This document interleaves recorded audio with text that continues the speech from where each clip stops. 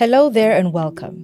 History is being made today as this is going to be our first ever edition of The Builder's Story, a podcast series dedicated to give stories and insight to the lives of great business leaders in their own field, in their own sphere, who have made impact in the country Nigeria, even as Africa as a whole. We have a great guest in the house this morning, and he's a phenomenal man. When I read about his story and everything, he inspired me a great deal.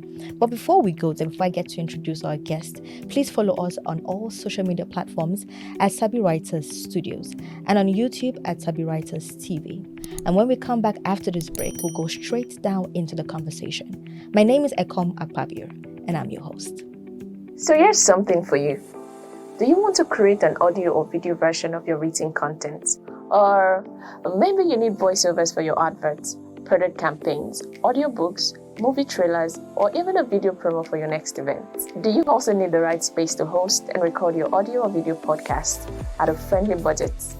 Then, Sabi Writers Studios is the go-to place made just for you. At Sabi Writers Studios, we provide a wide range of media production services that bring your story to life and save you costs. Book us today for your product promos, audiobooks, book trailers, documentaries, podcast recordings, voiceovers, and many more. Our state-of-the-art studios and editing suite caters to all of your media production needs at an expense you can afford. Call or send us a mail now to get started.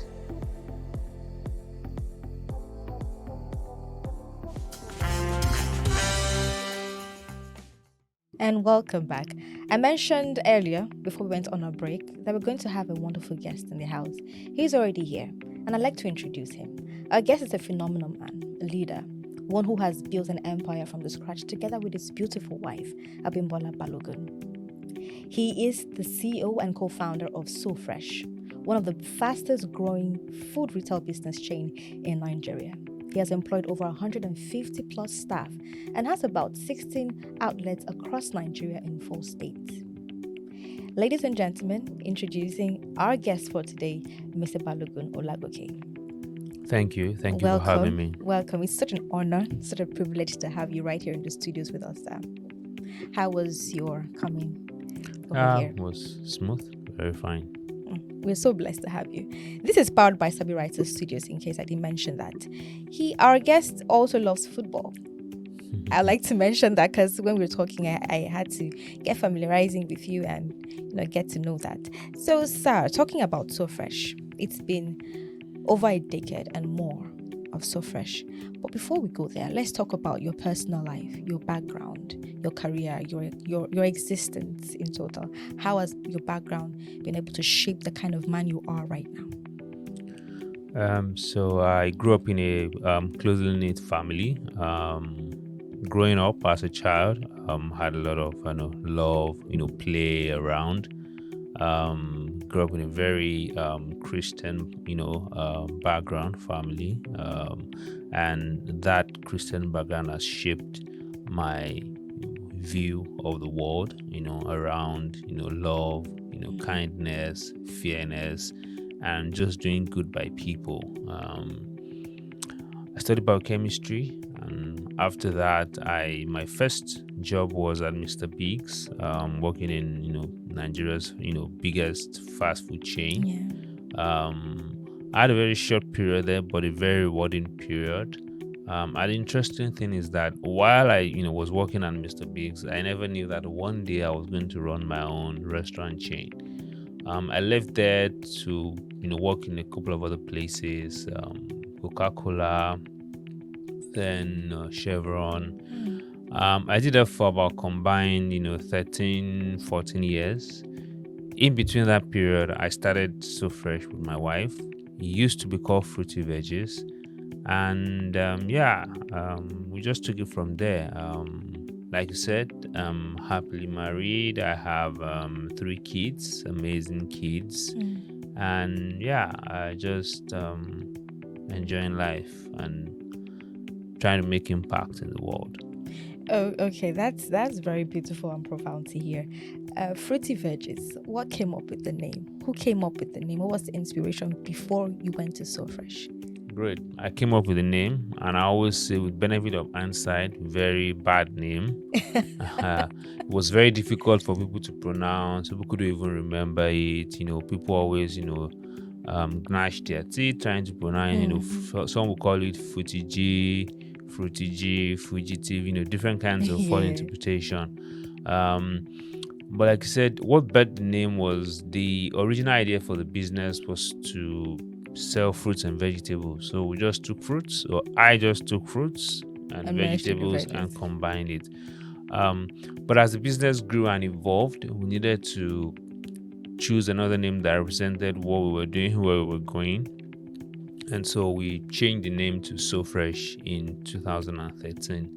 A much, much better name. And of course, that name was chosen by my wife, and business partner. And obviously, it's a much better sounding name. Okay, so Fresh, it's been 13 years of existence, and your vision for So Fresh is steadily inspiring people to live healthier and happier lives. Absolutely. So in 2018, that's like 5 years ago, there was a mention of you taking investment of £360,000 from Triple I. Euros. From Triple I, and the aim of So Fresh at the time, 5 years ago, was to have about 150 new jobs for people, have opened about 10 new outlets across the nation. 5 years ago and right now, is that goal still in existence? Are you still aligning towards the goal? Being that there's a new outlet happening very soon, or being launched very soon on Saturday, that's Ibadan. So would you say that 5 years ago, your plan and your vision is still in process? Absolutely. Like you said, our goal was to provide easy access for people with busy lifestyle to have access to great tasting food, healthy food, nutritious, without compromising on taste and quality, and wanted to be in every major city across the country. And we've been on that quest, and yes, we're right on that quest to provide fresh, healthy food across different cities in Nigeria. We're currently in 4 states. We're opening a new store in 2 days' time. Yeah. And so the vision is alive, the vision is real, and we're pushing along that line. So you would say that everything happening right now for So Fresh has always been the initial vision that you had when you started? Well, not exactly. As especially in business, things evolve, things change. You pivot, you listen to the market, you listen to your customer, you listen to the trend. The original idea was just to sell fruits and vegetables and have like a big, farmers market in a very serene, conducive environment. And that was how we started. But quickly we found out that the market, the customer wanted, something slightly different. And so we started experimenting with meals and all of that. And, over time, that vision evolved and crystallized into becoming the prime destination for healthy lifestyle in Africa. And so that's on the quest that we've been for, I'll say, the past 8-7 years, to provide fresh, healthy food to everyone. Yeah, basically. That's beautiful. So before we go straight to the challenges that you've faced as a person and as a business, I would like to talk about the transitioning process. You've worn quite a few hats, from working at Mr. Biggs to being a market developer at Nigerian Bottling Company, to 9 years in the oil and gas sector.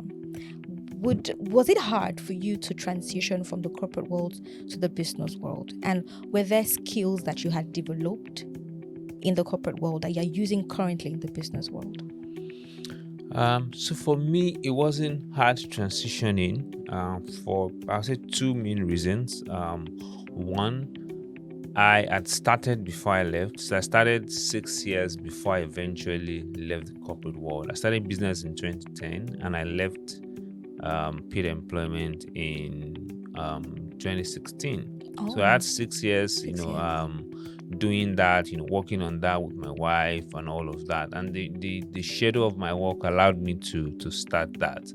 So it wasn't like a big shock or a big transition. It was gradual, and I knew what was expected of me, so I was well prepared for that.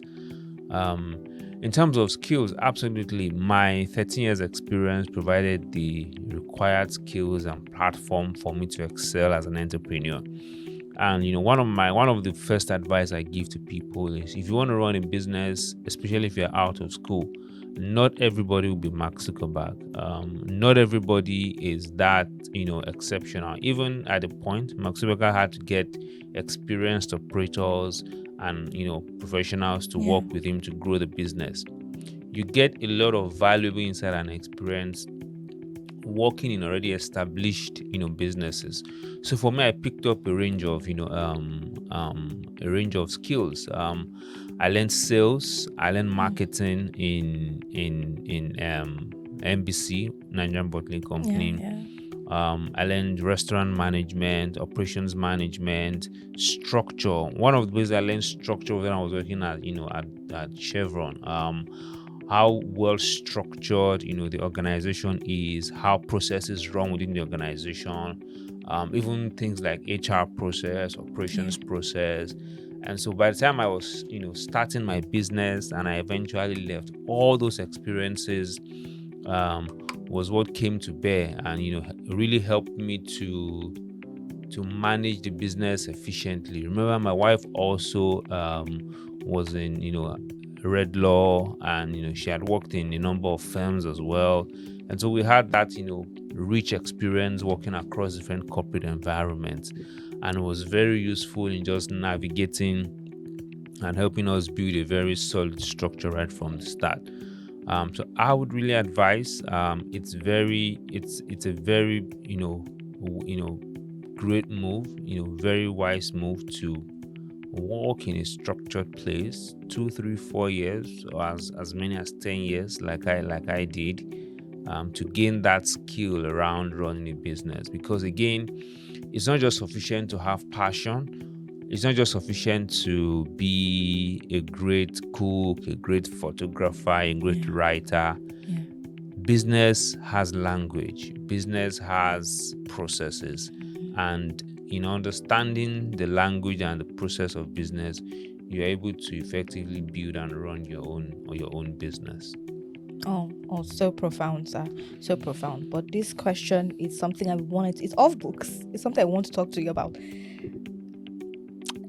The oil and gas sector is quite lucrative. It's a lucrative company. It's something that the average Nigerian youth would want to work in. How was it possible that you turned your back? You turned your back to Chevron and decided to go on your path, on your passion, on what you wanted. And how were you sure this path was the right path for you?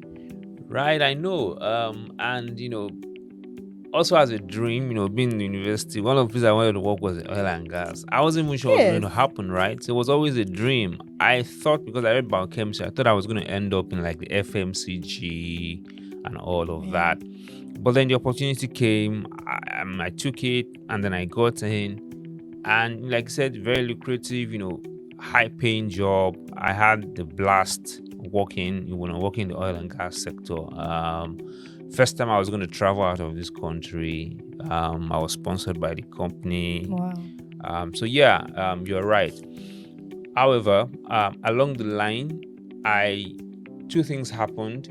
I didn't particularly like the content or the things around the job I was doing. I felt that there was more to me. There was more I could do. There was more I could achieve than doing the kind of work I was doing and earning a lot of money. I wasn't very particularly about earning a lot of money. I knew that if I committed my mind to do something else, I would always get there eventually. So that was not like a big motivating factor for me. But I wanted to make more impact. I thought I had more capacity than what I was doing. And like I said, the job became very boring, monotonous, and I didn't see myself doing it for the next 10-20 years. I was not going to be fulfilled, and that was the reason I left. How did I know? So like I said, I did this for 6 years. So I started the business while I was working in the oil and gas industry, as what today you would call a side hustle.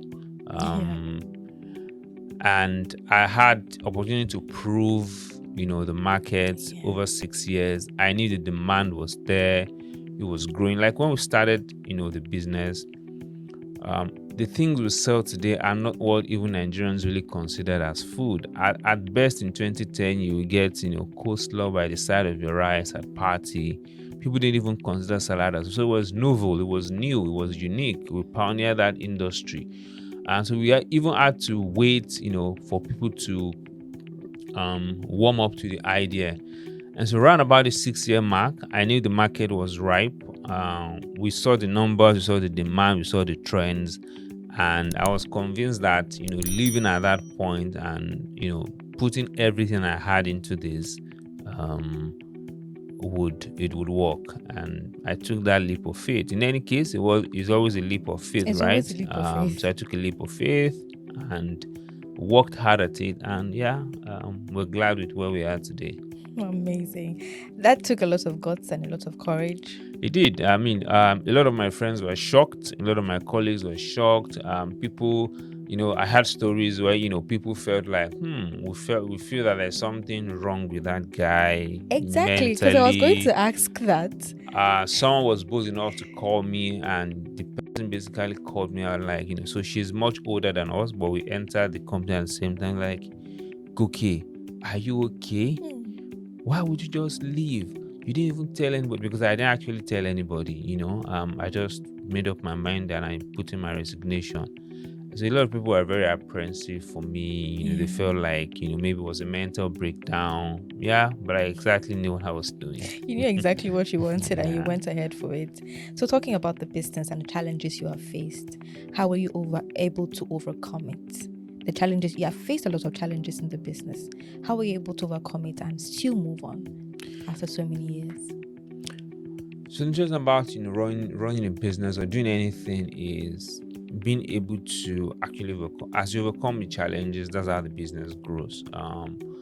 So again, it's focusing on what's important, and being very focused on the dream and on the vision.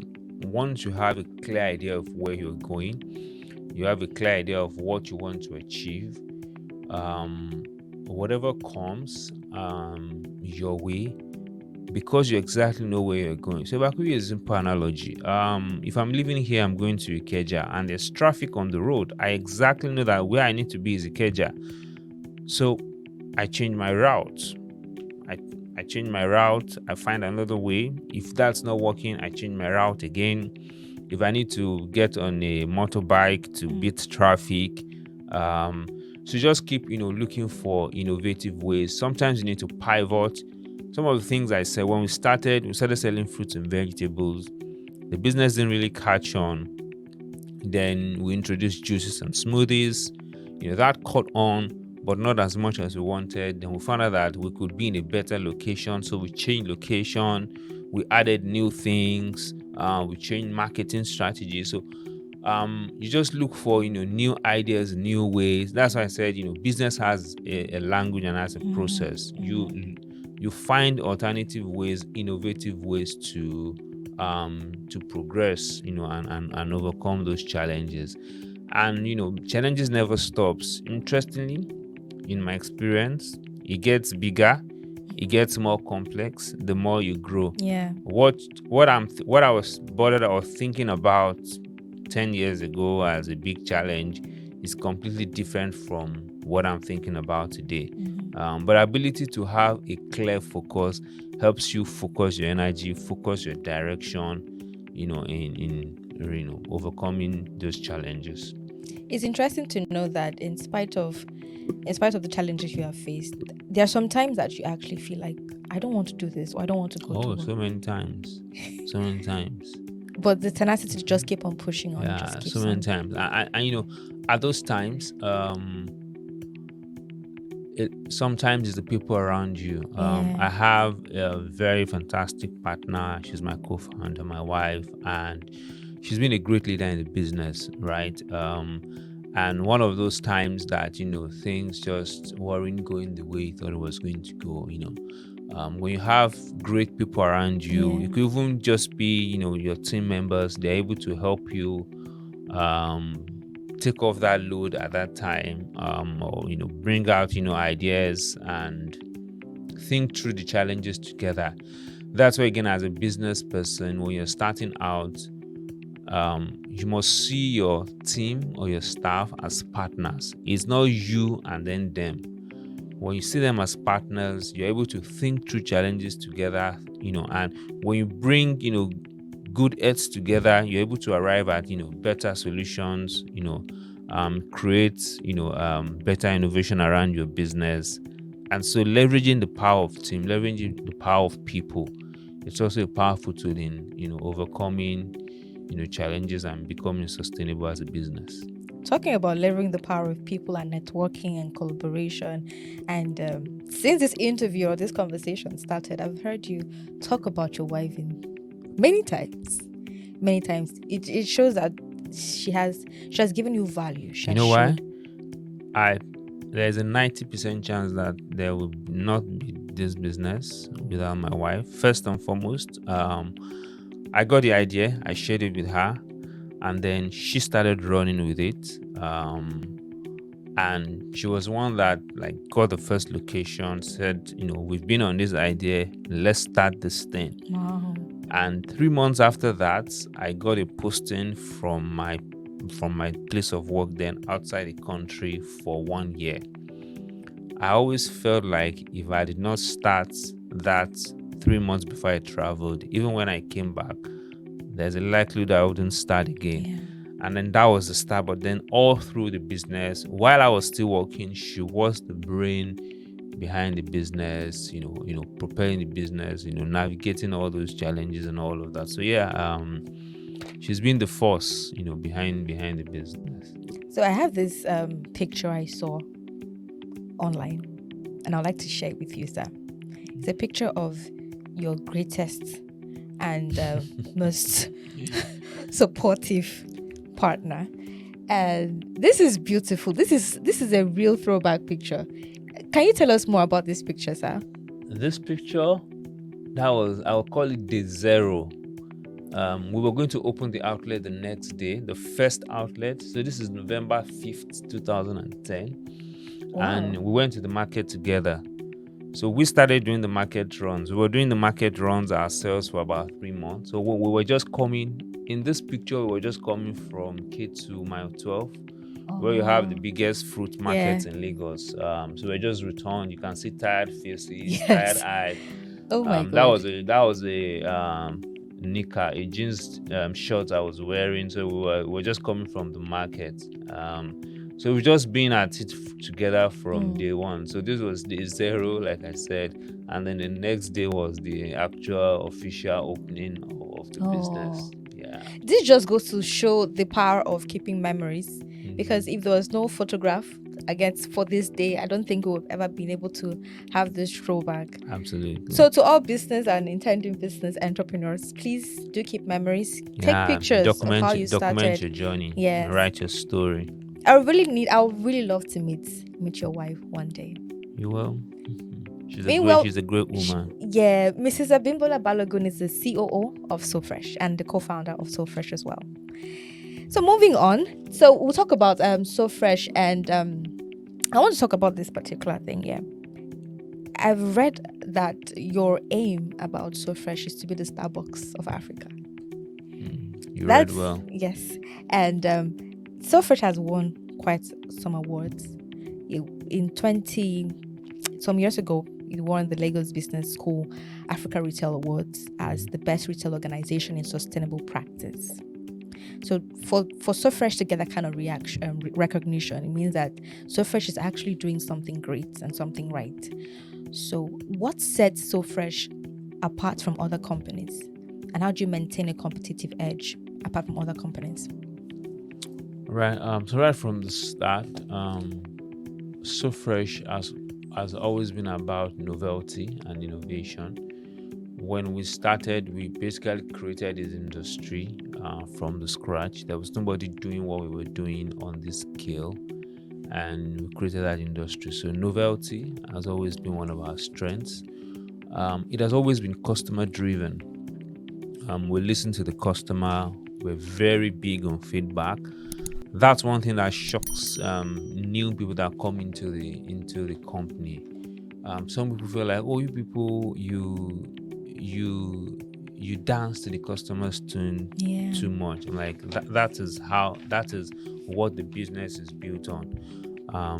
My philosophy around business is that I'm in business because of the customer. I'm in business to satisfy the customer's needs. So being very customer centric is very key to the business. Healthy living and just serving great quality food is very important for us. So we're very particular about what we serve our customers, right from sourcing raw materials, preservation and all of that, and just serving the best, great tasting, healthy food. And that continues to set us apart from competition. Okay. We'll go on a quick break just to have more conversation, get started. And when we come back, we'll have more conversations about. I see as someone who is very particular about what he puts into him, the food you take, because you cannot give what you don't have. For the fact that you have given so much attention to the quality that you give to the customers, it means that you're also a man of quality. And we'll get to know so much after the break. So please stay with us. Tales from Africa aren't just stories. They are living pieces of history passed down from one generation to another, celebrating the true spirit of Africa. Join us on a journey into Africa, the motherland, the cradle of civilization. Alo by Sabi Writers takes you to the heart of African narrative. It is an online marketplace to find, shop, and enjoy your favorite African stories. Suspense. Why is mother's phone not going through? Betrayal. But you said you loved me. Tragedy. Vengeance. His grandmother will pay for this. Mystery. And romance. I will always love you, Rotimi. All available on Alo by Sabi Writers for 1,000 Naira only. Visit alo.sabywriters.com today to experience storytelling like never before.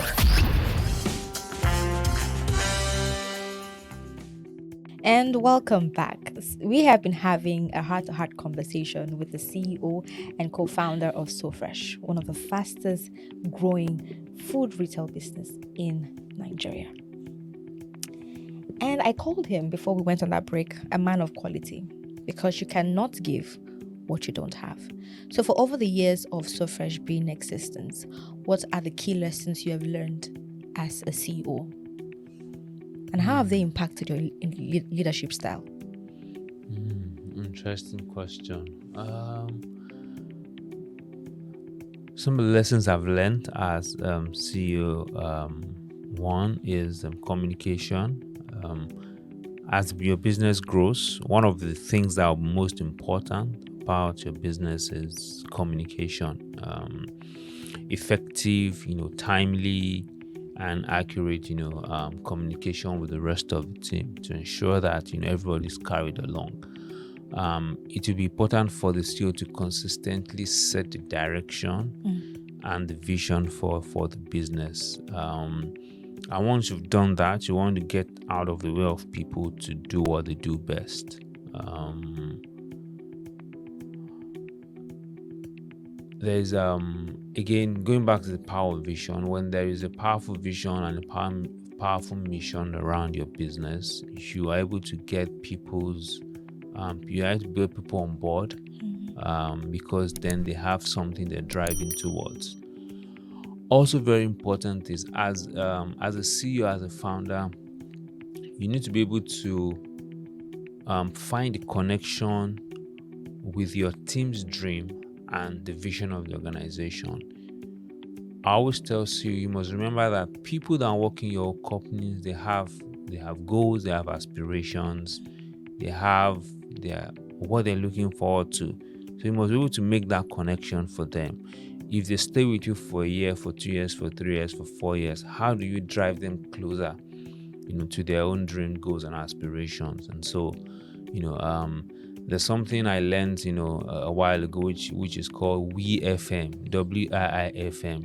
And just like how radio picks up signals, everybody has that WIIFM or YFM, which is what's in it for me. Yes. So you must be able to help people find that meaning, find that purpose. When you do that, you're able to lead them better and almost effortlessly. So if I was to describe your leadership style, I would say you're people oriented. You're staff oriented. I try to be. Oh, amazing. Amazing. So how do you ensure with all this, with being your staff oriented, with being a WFM person, how would you ensure that your staff, the people that work for you, they portray the values and the missions that So Fresh stands for? So it's having a very good structure and process in place. So like I said, I'm quite a people person. I like seeing people succeed. I like people seeing do well and all of that. But then when you work with people and you have a large pool of people, there needs to be structure around how people do things. So the benefit, like I said in the beginning, of working in a very structured environment. So we started So Fresh with very, great structures in place. We had HR processes. My wife is an HR professional. We had HR processes. We had operational procedures. So people follow that. Training has always been very robust, at So Fresh. In fact, the last HR we hired felt, wow, this is about the most granular training, onboarding process they had, because we want people to set foot on the right note when they enter the business. So it's about all the structures and processes you have in place to ensure that people know what they're supposed to do. They are not in the dark about what's expected of them. And then you have, very, very codified, disciplinary processes when people go wrong. So before you even get to disciplinary process is your performance management process. I think that's one of the most important things for any business, right? Mm-hmm. So how do you help people settle well on the job? How do you help people know what they're doing well, what they're not doing well, where they need to improve, and all of that? And when all that is not working, then what is the disciplinary framework? And how committed is everyone to upholding, the ideals of the business? Such a very detailed and structured company. Well done, sir. Thank you. Well done, sir. So you mentioned earlier about having people collaborating and networking. Recently, which is something I'm very excited about, So Fresh launched new food products called Wombles. It has a variety of veggie rice twists, sweet potato harvest, pasta supreme, and jollof rice fiesta. But I would like to know who gives names to the food, because these names are actually very sweet. We have veggie rice twist, sweet potatoes harvest. I would never have thought about this kind of names. Before I can actually eat the food, they're actually really sweet names. Are you the one that came up with the names, or? Nah, not at all. So like I said, it gets to a point where you bring in the best brains, the best people to do the job, and then you allow them to do it. So we have a product development team, and people on there have different skill sets from product production to supply chain to branding, yes, to customer management, customer experience management, and all of that. So the team works hard to develop the product. There's someone that has a skill set around branding for the products, even the product packaging, all of that. We have So specialist in house to handle all of that. it's really a full house Yeah, then. it is. Yeah. So this one balls, to my interest, this one balls came as a result of collaboration. You met a wonderful chef in premium. Premier Business Network, Yes. PBN. Yes, a community of doers. Yeah. I love that. I love that sentence, community of doers. So tell us about this collaboration. Yeah, like rightly said, I belong to a community called Premier Business Network. It's a young, growing, but exceptional community of doers, and we started working on new products, and then I found out that there was a great chef in that community as well. I reached out, and then we partnered together to create those warm bowls together with the great team in house, and worked with the production guys for about 2-3 months. When we develop a new product, we just don't develop it in house and push it to the customer. There's a lot of back and forth. We develop the products, we push it to the customer, we get a feedback, we go back, we work on it, we push it inside, we work on it. There's almost always like 3, 4 to 5 back and forth with the customer, because at the end of the day, we are not the ones that we eat the food, and we need to be able to get good sample representation of our target audience to give them the best what they want. So when you said that you do test runs on customers, are there like specific customers you give this food to test and give feedback, or do you? I don't think you push it to the market and then you withdraw it back. No. So we get so we do sampling. So we get a cross section of 10 customers. Okay. We do a testing. We go into our stores and then we just do testing with the customers. Are they picked randomly or specific? It's randomly. It's picked randomly because you don't want to pick the same people all the time. Yeah. So it's random across different locations. So if we do on the mainland, we do on the island, you do in Abuja, you get that sample representation across our board. One of the best things you can do for your business is to always start from the customer's perspective, or at the very least, if you think out a product or think out a solution, you have to test it out with the customer. The best way to start is actually to start with the customer. If you're starting your business today, create a short survey, 5-7 questions, send it out to 20, 30, 40 people you are going to get a lot of great insights from how people are thinking, what people are thinking about the products, and it's going to help you refine your products or services. Amazing. So if you're an upcoming entrepreneur or a business owner, remember to always have your customers in mind when you're sampling product or when you're trying to bring out products. Just generally have your customers in mind, because customer is always right. Yeah. Isn't that what they say? Customer is always right. And you talked about communication. I feel like communication is like the bedrock of all relationships. Marriage, business. You have to have a very great communication system. And that is what So Fresh represents. Well done, sir. Thank you. So we have talked about So Fresh for a while. Let's talk about you right now. So how do you handle being a CEO, being a father, being a husband? How do you handle your personal life with your business? Saying that your wife, you and your wife, you both work together, and your wife is the CEO. Is there like a difference at home and at work? It didn't start out to be that way, but with experience and with a clear idea of how we want the family to be, there is a tendency, especially when you have the two of you working the business, for the business to overtake or overrun your life, right? But we had to take a step back at a point in time and say, what do we want, for this family? Yes, the business is great and all of that, and we'll put structures around it.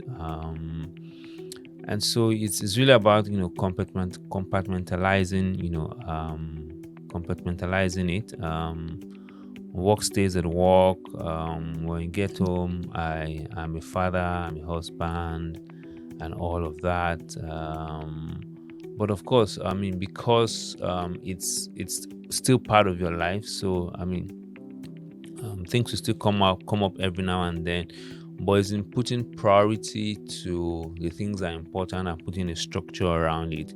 So I know that, for this number of hours, I'm doing stuff around work, but when I get home, I want to spend an hour with my kids doing their homework with them. The hour I spend every day doing homework with them will not mean that the business will crumble, right? Yeah. So you have to be very structured and plan your time and prioritize what's important. The family is important to me, and so I take it as a priority as well. I plan it along. So when I'm planning my week or my month, if you look at my calendar, already on my calendar, there are things. So for example, my son's school, they have events, and so at the beginning of every month I fix those events in the calendar. There is nothing you're going to call me for that is going to clash, because I already know that I'm going to my kids' school on June 15th, and then every other thing has to be planned around that. I'm not going to shift that for something else. So it's about planning ahead and prioritizing everything that matters. So apart from being a solid CEO, you're a solid father, you're a solid husband. We're on that journey. We're I trying to be. I have something here for you, sir. Thank you. All right, sir. Before we round up, sir, I would like to ask, what next for So Fresh? What is the goal, the future for So Fresh? The goal of the future is you see more of So Fresh locations in your neighborhood, providing, great tasting, healthy, nutritious food across Nigeria, and then you'll start to see us in other parts of Africa as well. We want to continue to lead that, healthy lifestyle wellness revolution in Nigeria.